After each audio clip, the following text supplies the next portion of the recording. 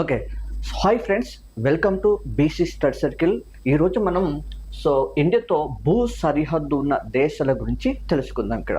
Okay, మరి actually ఇండియాకు భూ సరిహద్దు ఎంత ఉందంటే 15,106.7 కిలోమీటర్ మాత్రమే ఉంటుంది.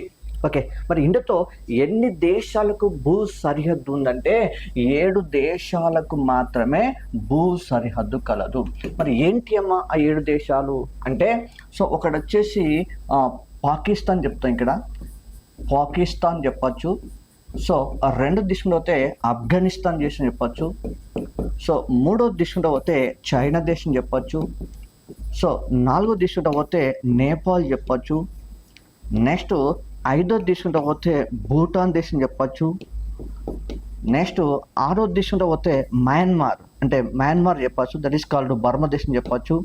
నెక్స్ట్ ఏడో దేశంలో పోతే బంగ్లాదేశ్ చెప్పచ్చు.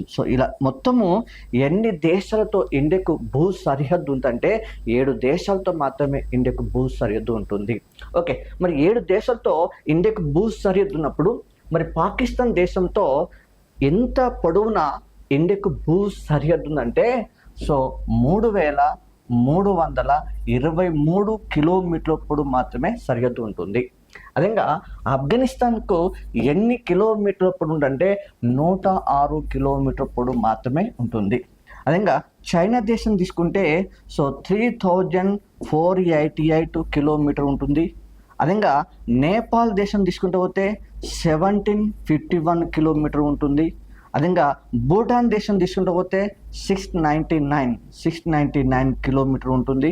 అదేగా బర్మా లేదా మయన్మార్ దేశం తీసుకుంటే 1,643 కిలోమీటర్ మాత్రమే కలదు.